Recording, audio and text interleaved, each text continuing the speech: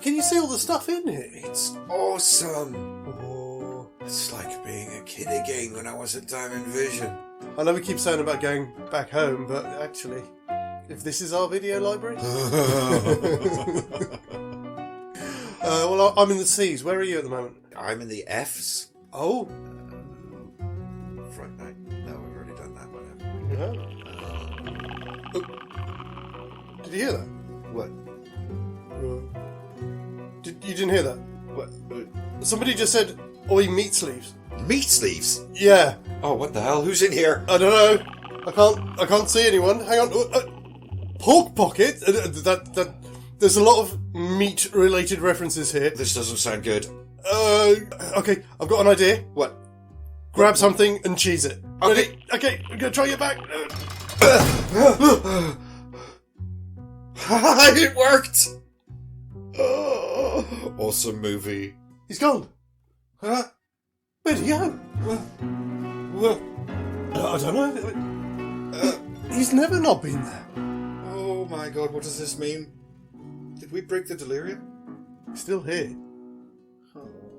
Oh well. I think we should have an introspective moment of silence for dear old Trent.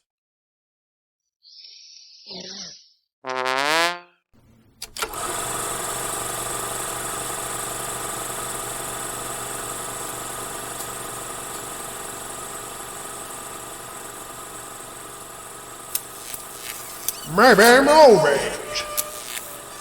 They say it's summer out there somewhere. Wow. That'd be nice. I could go for some summer right about now.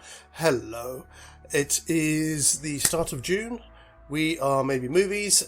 My name is Max. And my name is Sam. And for the next 4 weeks, we are going to be taking a couple of films, messing around with their central characters, and seeing what we can come up with in what we do. I don't know. It's the thing that we do with the stuff and the things. First of all, thank you very much for coming back and joining us again. And a huge thank you to all of our new supporters. And also, first things first, to all of our voters. Oh, our voters, of course. So, first thing we'll do is get the poll results from last month. So if you were with us, you'll know that we were looking at Life Force and First Men in the Moon, which became First Force and Life in the Moon, respectively. We ran our poll on Patreon, on Instagram, and on Twitter as well. Had, I think, most votes we've had so far. We had 7 votes. Oh, yay. And it was close. It was very, very close. Adding in our 2 votes for First Force, we had a total of 4. Okay. But 5 for Life in the Moon. Okay.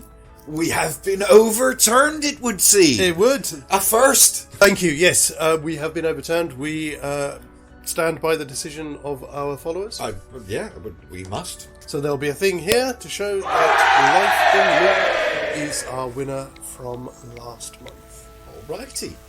Well, congrats to everybody who voted. You won. Woohoo! Sorry, there's no prizes, I'm afraid. Except for the knowledge that you have power over us. Apparently so. Oh dear, what have we done? Before we get into our movies for this month, we're just going to do a very quick shout out, and this one isn't really for anyone in particular.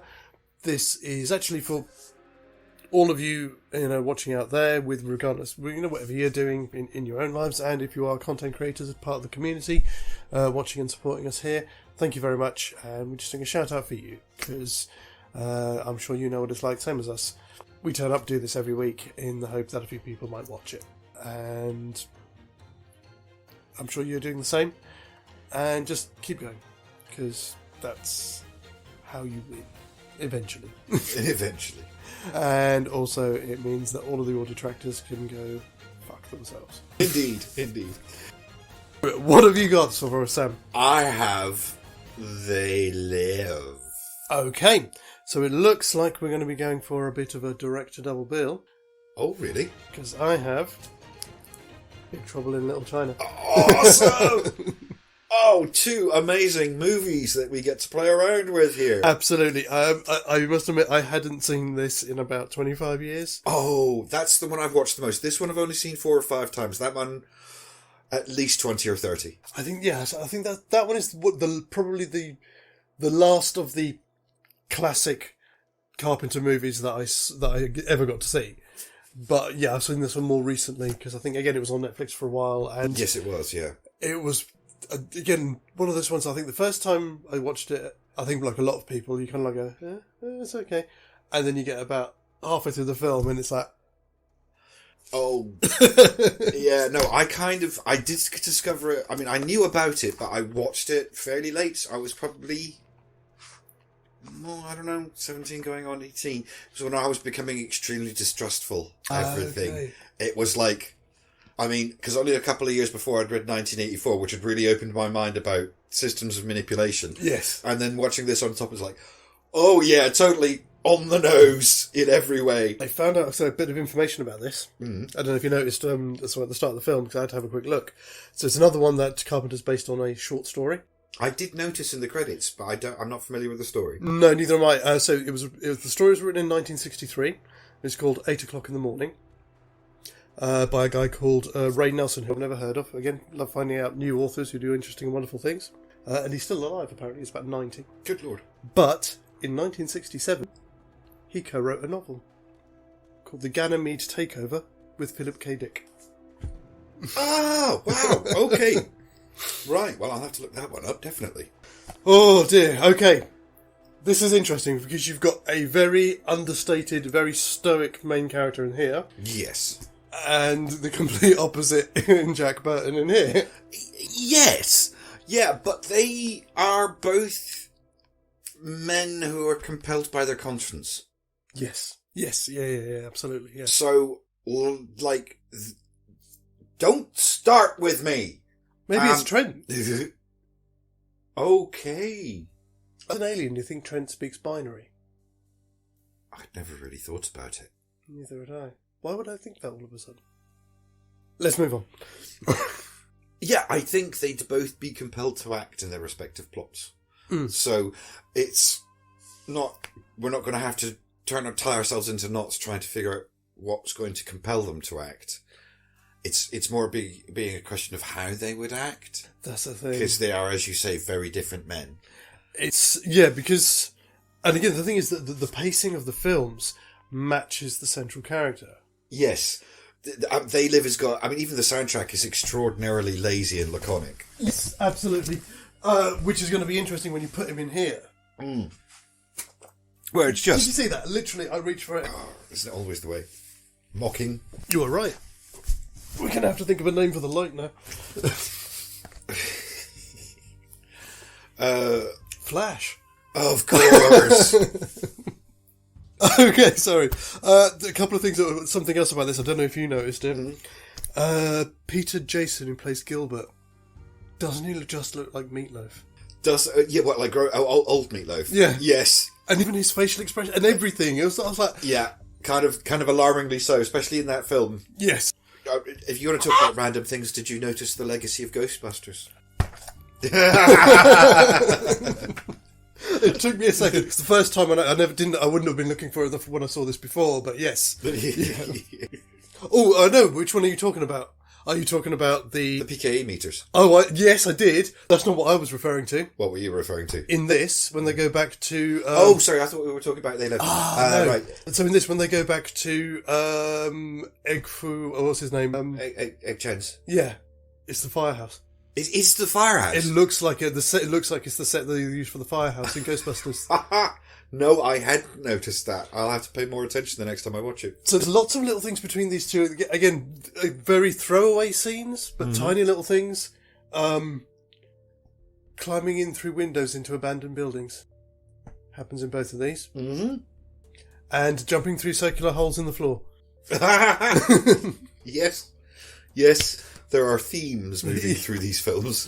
That'll make it a bit easier for us. Can't guarantee it. Okay, so let's take a look at... also, again, I suppose, sorry, last thing I was going to say that I noticed, it's another one like the ones from the beginning of the year, which, not too far distant, that's LA, this is San Francisco. Oh, yes, of course. Just down the coast from each other. Yep. Let's have a look at acts. Okay. For They Live, I had The Attack on the Church and then the attack on the encampment. Oh, right. Okay. I was close to you. I was going to say it's the next morning when Nada gets the glasses. Oh, okay. Oh no, but no, yes, no, you're right. The attack on the church, that's the end of it, and then it's the next morning that he gets the glasses. Yeah. So you remember, I always write down the end of the act, not the start of the second act. Yeah, yeah. So you'd be right. It's just the way I think. Yeah. So I think we're in agreement there. For the end of Act 2, was getting a room. Yes. Because they've just finished the fight. He's changed the situation. He's no longer alone. Yes. You know, it's a turning point in the story. Fantastic. What did you have for Big Trouble in Little China? I'm uncertain. I mean, they're only 4 or 5 minutes apart, but it's either after they go back to the restaurant and he meets Gracie Law and everything like that, or it's after the confrontation at the White Tiger. They're only about 4 minutes apart from each other, but it's one or the other. It's either when they meet in the restaurant and discuss what to do next, because it's like a really obvious lull in the action. They feel like they're kind of marking the act. But, you know, the scene at the White Tiger is everything escalates. Yes, I just put it down because I couldn't remember Kim Cattrall's character's name at the time, so I just put Kim's place ? For the end of Act 1. So yeah, that would make sense. That's the bit immediately. Because I'm a reasonable man and I've just experienced some very unreasonable things. Yes, that makes sense. It's a turning point in the story. Cool, I'm happy with that. Yeah, okay, cool. And I would say the end of Act 2 is the escape. Yes. You know, when they get out in the bus and they realise that although they've succeeded in escaping, they've now lost 2 of the girls. 80s Kim Cattrall hog-tied to a bed. Mm-hmm. Not so much the 80s, the hog-tied, it's the 80s, well, it's just Kim Cattrall in general. Yes, well, yes. Just, you know.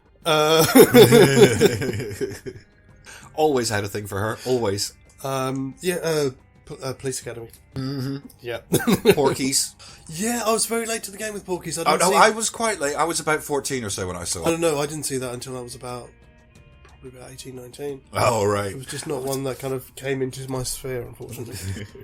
But when I did, yes. So we're saying escape. That makes sense. Yeah, that does make sense. Yes. Because then again, there's this immediate lull in the action. They regroup and then go back in. And chaos ensues. Yes. With neon Buddha. Neon Buddha, yeah. So many Buddhas. Oh, yeah. So many Buddhas in that. Which is interesting for a character who predates Buddhism by about 600 years. Yeah. It's 285 BC. That's true. Or 58 BC. I can't remember it. So, are we okay with those acts? I'm happy. With those. By the way, almost neatly goes half hour, half hour, half hour. I didn't have a look at that. Oh, fantastic. Oh, yeah. I was watching the timeline to see when... Oh, I think that... Oh, yeah, look at that. That's almost exactly half an hour and it's the break in the act. Fantastic. Names? Yes. I'm going to leave this one in your capable hands, my friend. Good luck with that. Oh no, I think you'll like what I've come up with. So, okay. Unfortunately, so I used to have a thing. What I'll try and do is I'll try and take the first part of the name, which is the root of the movie that we're using, and then change the end of it. Sometimes that doesn't work, and I think I'm going to have to kick it out because it doesn't always work, and you get much more fun ones doing like this. So I'll just have to explain which is which. Okay, all right. Big Trouble in Little China would then become They Live in Little China. Okay, They Live in Little China. And They Live is now just Big Trouble. Right. Yes, it does work. Yes, thumbs up. So I will leave it to you. Which one do you want to do first? I haven't really thought about it. I don't mind either. You know, I think they're both going to be equally fun. Just to that we can give it a nod and say that we've acknowledged it, because I don't know if did you see the Red Letter Media their review of They Live? Oh, not They Live of this. Trouble in Little China. I think I did, but that must have been like 2 or 3 years ago. It's an old one, yeah. But there's some interesting stuff in there, and I like I do like the way that they kind of point out that technically speaking, Jack Burton is the sidekick. He's not the hero of the film. No, he's not. The only thing he does is the bit with the knife at the end. Yeah. Everything else is everybody else carrying him around. Yeah. So I was like, ooh. Should we get sneaky with it? Should we say, well, should we actually be changing Wang from this? No, we're not going to do that because that would just be... No, I know what you mean, yeah. No, it's the Chinese people's story, and he's just the sidekick in their story. Yeah, which is just fantastic. But, of course, it's all come from Jack's point of view, so he sees it this way. Yeah. I like it. I do like that, yeah. Which do you think? I want to do Big Trouble. Okay. Because I want to see Kurt Russell in this scenario. I want to see Jack Burton. I mean, he's going to, like you say, he's going to respond quite differently to what he's experiencing here. Absolutely. And again, there's some other technical things you have to remember, because obviously he was going to turn up in there with his truck. Yes. Things like this. So the whole setup, is going to be slightly different. Brilliant. I'm good with that. I don't think there's anything else that we need to add, is there? No, I feel like that's everything. Feels about that. I don't know. What do you think, folks? Brilliant. So I will do this now as well, and I'm sure I'll do it again over the course of the month.